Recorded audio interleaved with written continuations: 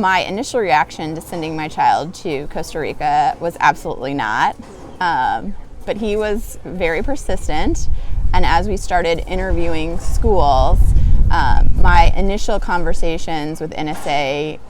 just gave me a level of comfort, and I could tell that they cared about their students, that their program was well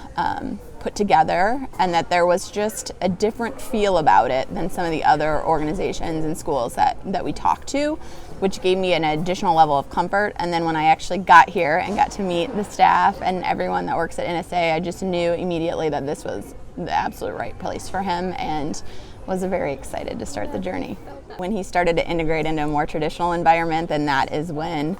some of his challenges resurfaced. And what I've been so impressed with and grateful to NSA for is because they taught him how to manage through that. So they gave him skills, they increased his awareness, they helped him with daily routines and habits, as well as just how to ask for help when it's needed. And then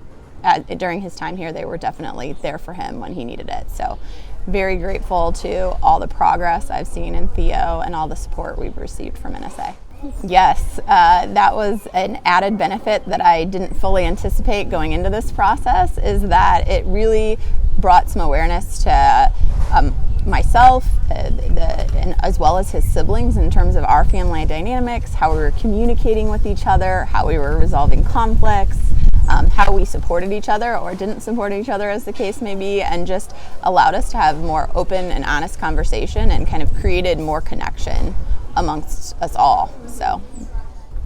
well, I mean, there's a ton of shout outs that I could potentially do, so this is a tough one, but I would have to say Mario, because without him, Theo just would not be where he is today. He knew exactly what Theo needed in some very challenging and difficult moments. And he not only helped Theo, but he also helped us get to the place where we needed to be so we could support Theo in the right way as well. So